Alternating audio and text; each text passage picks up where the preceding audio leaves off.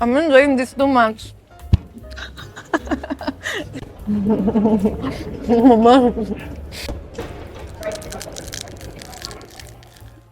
Grazie. Sto facendo un video per il mio canale di YouTube. Pistachio, I think it should be everywhere in the world. I don't know why we don't bath in pistachio and drink pistachio and eat pistachio every day. Like, it's literally the best thing in the world. Ciao famiglia! Today we are going to do something very dangerous for my diet, since we are going to try some of the most famous Italian pastries, so that when you travel to Italy, you know exactly what to order and what to eat, just like a local. Are you ready? No more random pointing at the counter, no more feeling lost in a pasticceria. You will know exactly what to do, just like an Italian. But before starting, why is Italian pastry so famous around the world?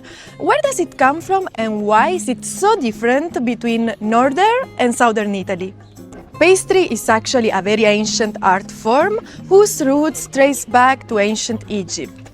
Back then, people used to use natural ingredients such as almonds, dried fruits, dates, and figs, because refined sugar was not yet a thing and it was not common. Pastry continued to evolve throughout the Greeks and Romans, but it was just during the Middle Age that finally sugar appeared in Europe. Italy, being at the center of the Mediterranean Sea, was at the center of different trade routes, so gained different influences from different cultures. In the south, for example, we find a strong Arab influence, since Arabs conquered and ruled Sicily and Calabria for centuries. While in the north, in regions like Piemonte or Lombardia, we find more Austrian or French influence. It was just during the Renaissance that some of the most iconic Italian pastries were invented, especially in convents by nuns, who were playing with ingredients such as sugar, butter, honey, which were at that time very expensive. Nowadays, pastry and Italian and French pastry especially are famous all over the world, and maybe we can say that with our French cuisines we are the best at working with sugar. Maybe we can say that French chefs, they focus more on presentation and on techniques, while Italians, as always, we care more about flavor and about natural ingredients. So that's why Italian pastry is so famous and so good. You are not just tasting something sweet, you are tasting centuries of history inside each bite. But where do you buy pastries in Italy? So, for pastries, you go to a specific place which is called pasticceria. A pasticceria is neither exactly a bar nor a bakery. It's a very specific place in which the pastry chef, the pasticcere, wakes up very early in the morning, around 4 or 5 a.m., in order for you to enjoy a fresh and delicious breakfast. So now it's time to finally grab our pastries, so let's go to a beautiful and a big crowded pasticceria. Come with me. Alright guys, let's go in. There is a bit of queue, so we will have to wait. As you can see, in the early morning there might be a bit of queue waiting for entering a pasticceria, since everyone wants to go in and have a beautiful breakfast.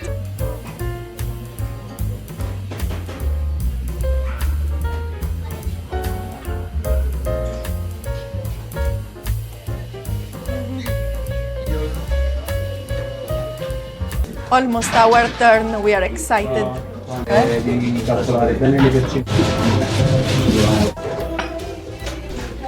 Buongiorno, allora se si può mettere in un vassoietto vorrei un cornetto col pistacchio, una sfogliatella riccia, una frolla, un babà, un tiramisù e un cannolo. Grazie. Sì, è un cornetto al pistacchio. Sì, penso basta. No, penso sia tutto. Grazie.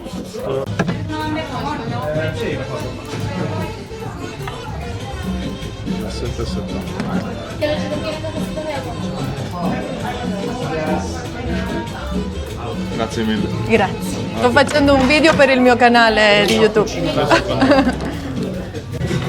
Grazie. Da avena un descaffeinato con avena. Cioè, o sea, son dos descafeinados, dos con avena. Uno tostado, uno puro verde.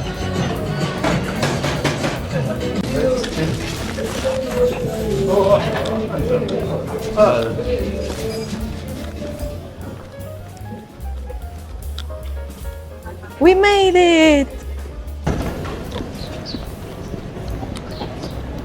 And now we are ready to open our beautiful pastries. Oh! Let's see what we have inside. I'm so excited and I'm so scared at the same time. I will gain so much weight today. Just enjoying all these sweets. Oh, wow! It's amazing.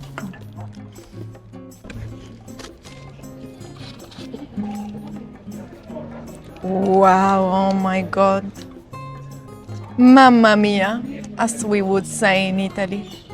Okay, Famiglia, let's start tasting our pastries, and please stay until the end because the last one is the most misunderstood Italian pastry of all time and makes me, as an Italian, very, very upset. Famiglia, let's start eating our pastries, and we will start with absolutely my favorite sweet in Italy, which is Sicilian cannolo. So the cannolo was invented in Sicily, most probably in Palermo, and more specifically in the harem of Caltanissetta around the 9th or 11th century. It is said that cannolo has been invented as a tribute to, you can imagine what, of the Arab ruler, since it was created in the harem. But another legend says that nuns invented it in a convent, so we don't really know exactly why it was invented.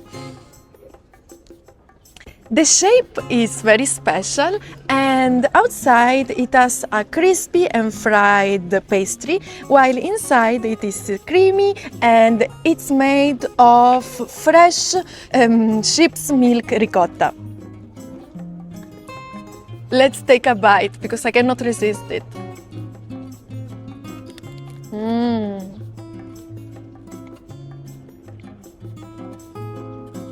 Amazing.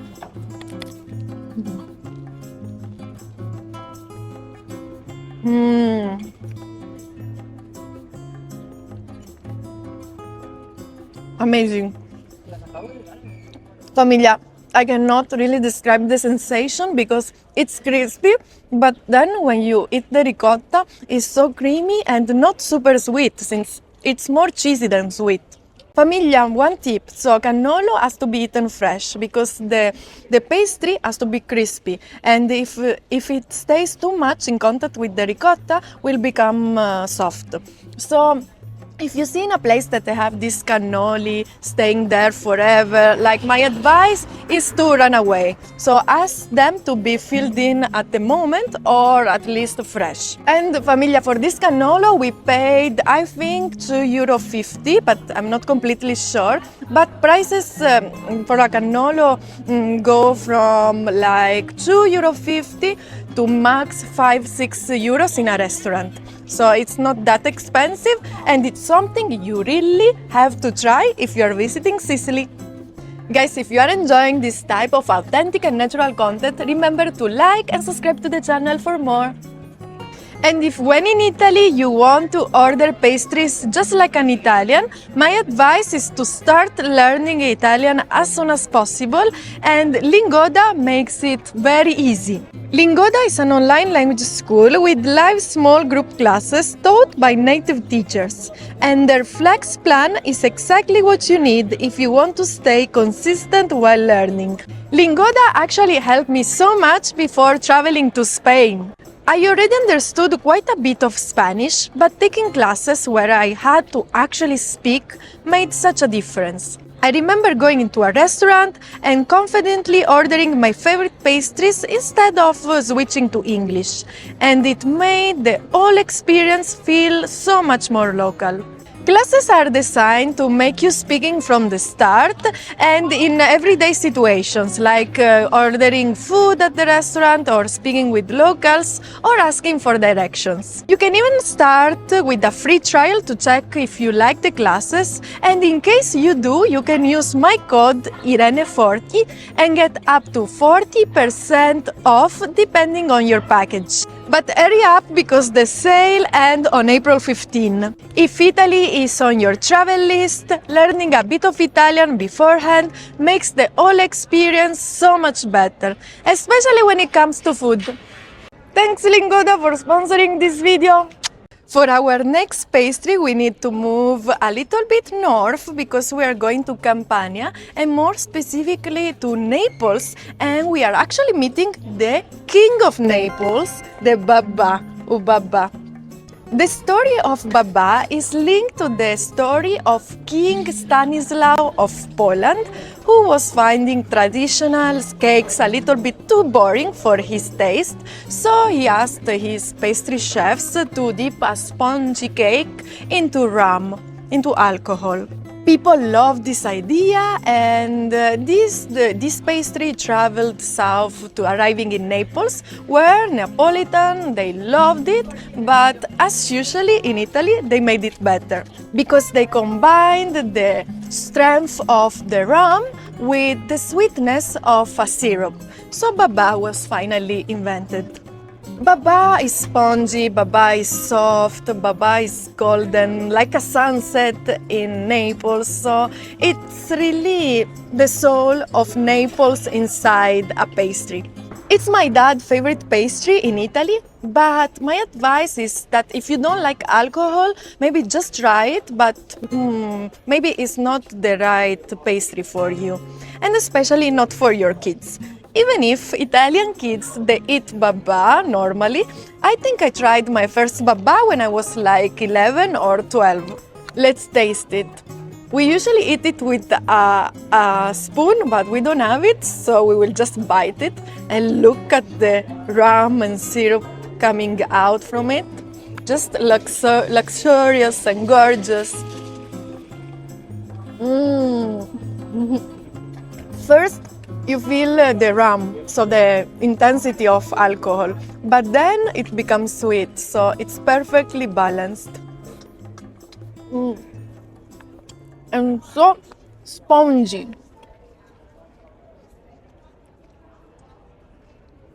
So Famiglia, if you really want to live the most authentic Neapolitan experience, you need to order a classic Babà like this. But nowadays in Italy, we also cut it in half and fill in with different creams, such as normal cream, or Nutella, or pistachio, which is having a huge moment in Italy, and I cannot complain because I love it. So if you want an experience which is even more indulgent and even richer, then you have to go for a Babà ripieno. So a Babà cut in half and filled in with cream. And for this Babà, we paid €3, which is a fair price, since Babà in Naples cost around €2.50, max 4, 5, depending on the place and depending if you are eating it at the restaurant or on the way in a pasticceria. And if first we met the king of Naples, now it's time to meet the queen or the queens, la sfogliatella. And we have two types of sfogliatella, so listen until the end to discover all the secrets. So sfogliatella is something that is very common in Campania, all around Campania, and especially in Naples, and is part of a morning routine for many Italians, since it's eaten at the bar with a caffè. So you go to the bar or to the pasticceria and you order a sfogliatella e un caffè per favore. Sfogliatella was invented in the beautiful Amalfi, so we are in Amalfi Coast, and it was a nun this time who had some ricotta and some semolina left over. She decided to mix them together and to cover into a dough, which was this one, the flaky and crispy one. So sfogliatella was invented, it was a big success, and nowadays this shell-shaped pastry is an iconic pastry for Italy and all over the world.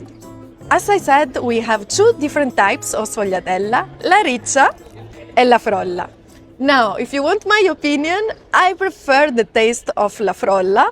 It's just softer and very cozy, but if it's your first time trying sfogliatella, you need to try la riccia first, because this is the authentic sfogliatella experience. And in a second, you will discover why.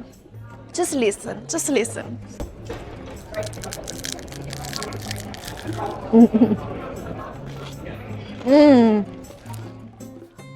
I'm literally in heaven. I don't know if you heard the noise, but it's crispy, it's flaky, and it's a mess as well. Just look at me with the sugar all over my face and body. But this is part of the experience, so you're eating it well if you're making a mess. So sfogliatella riccia has more layers of pastry, while sfogliatella frolla, it's softer and actually more similar to a normal cake. Let's take a bite.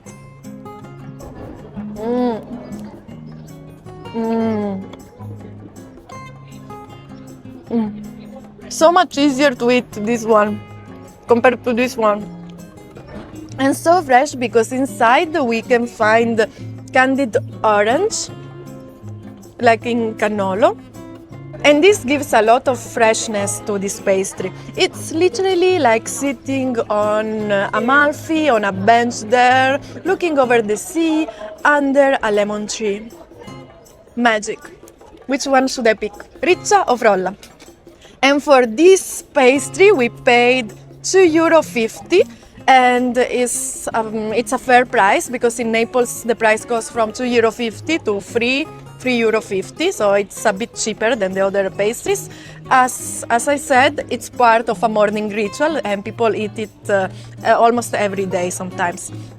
Also, an advice, sfogliatella is better a bit if you eat it when it's a bit warm. So if in a pasticceria they ask you if you want it being warmed up, just say yes because it's better. And also you can find a lot of ovens selling sfogliatella near Napoli Centrale, the station. So even if you have just few minutes between one train and the other, you can grab 3, 4, 5 sfogliatelle and enjoy them on your journey down to the south, the best part of Italy.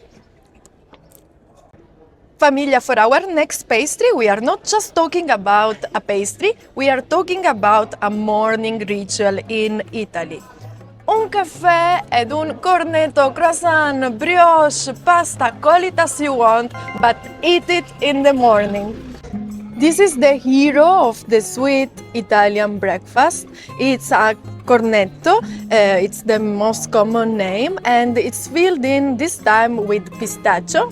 Very indulgent, very rich.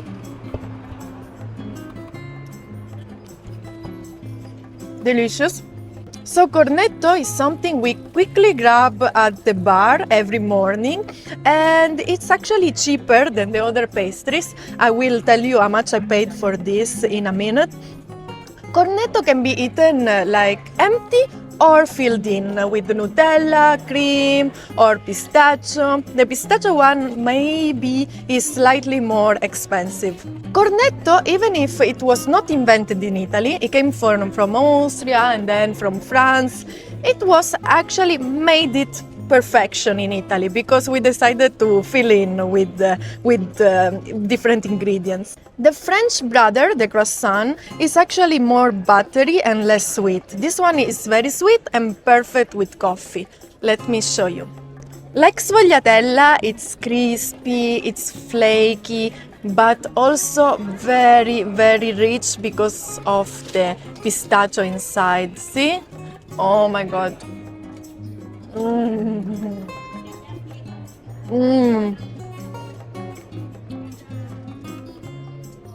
I'm literally in heaven. I want to finish this because I'm loving the pistachio. Pistachio, I think it should be everywhere in the world. I don't know why we don't bath in pistachio and drink pistachio and eat pistachio every day. Like, it's literally the best thing in the world. So thanks to the Arabs who brought this to Sicily, and so that we can still enjoy this every day nowadays. So Famiglia, for this cornetto we paid €1.80, which is a very fair price. So Italian breakfast in total costs around like €3.40, €4 max, very affordable. My advice for you is to have it fresh in the morning, because otherwise during the day it doesn't have the crispiness. But you can also enjoy it at night. For example, Italians will love to go out, party, and then late at night or early in the morning for the baker, we go grab a fresh cornetto. So if you are in Italy, definitely try this authentic Italian experience by ordering at the bar un caffè e un cornetto per favore. Enjoy! And Famiglia, unfortunately, we are at our last pastry, and as I said, the most iconic, the most famous, and the most misunderstood Italian pastry of all time, the king, the tiramisu. Tiramisu was originally invented in Veneto, and people in Veneto will never stop fighting if it has been invented in Venice or in Treviso. I don't know, and I don't want to enter this fight, so it has been invented in Veneto. And even the name says a lot about it. Tiramisu literally means pick me up or bring me up. So as I said, Italians, we can be quite naughty when it comes to pastry, and it was originally invented as something quite strong to wake you up and give you a lot of energy, both in the morning or throughout the day. Tiramisu, the original one, the Italian one, it's not too sweet, it's more coffee forward. So if you are eating a tiramisu that is very sweet, you are doing it wrong. So tiramisu, as you can see here, let me give another bite so you can see better.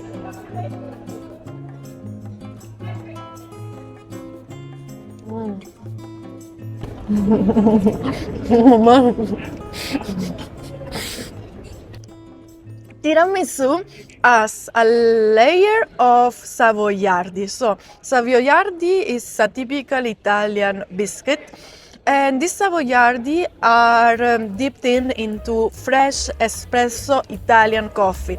No American coffee, no alcohol, no syrup of any kind. Fresh, natural Italian espresso.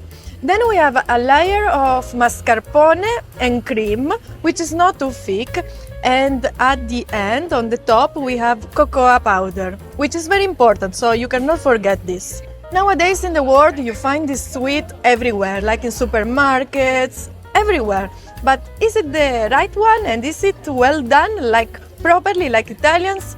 Most of the time it's not, because you make it too sweet or too creamy and not enough coffee, or not a coffee which is good Italian quality. So honestly, I don't like it. And honestly, Italians in general, we don't like it outside Italy. So this is the most comfort Italian dessert, Italian sweet, but it has to be done properly. We eat it mostly at restaurants or in the house, like when we celebrate like something like birthdays, parties, or celebrations of any kind. And it's something quite easy to make at home, so I can make tiramisu at home. We can also have it at the end of our dinner or lunch at the restaurant. That's why the price of tiramisu it's a bit higher compared to the other pastries. So tiramisu might cost around 3-4 euros in Italy, but it can go up to 6-7 in a very nice posh restaurant. So if you are in Italy, please try tiramisu and ask for the original one, just coffee, mascarpone, eggs, cocoa.